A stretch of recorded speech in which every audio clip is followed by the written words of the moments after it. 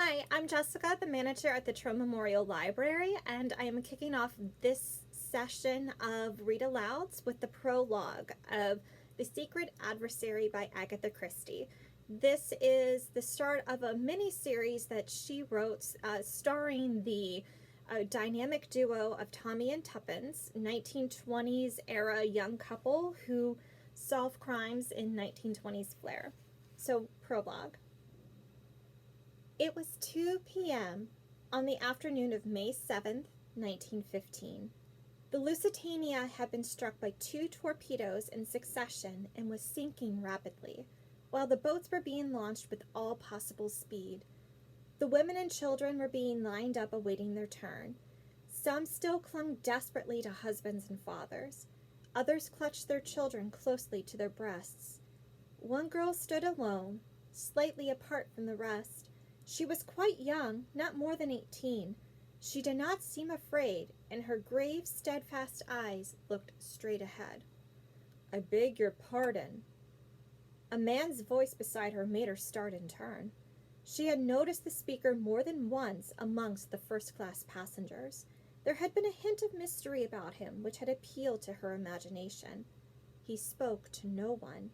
If anyone spoke to him, it was quick to rebuff the overture. Also, he had a nervous way of looking over his shoulder with a swift, suspicious glance. She noticed now that he was greatly agitated. There were beads of perspiration on his brow.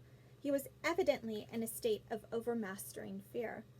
And yet, he did not strike her as the kind of man who would be afraid to meet death. "Yes?" Her grave eyes met his inquiringly. He stood looking at her with a kind of desperate irresolution. "It must be," he muttered to himself. "Yes, it is the only way." Then aloud he said abruptly, "Are you an American?" "Yes." "A patriotic one?" The girl flushed. "I guess you've no right to ask such a thing. Of course I am." "Don't be offended. You wouldn't be if you knew how much there was at stake. But I've got to trust someone, and it must be a woman." "Why?" "Because of women and children first." He looked round and lowered his voice. "I'm carrying papers, vitally important papers. They may make all the difference to the Allies in the war. You understand? These papers have got to be saved. They've more chance with you than with me. Will you take them?"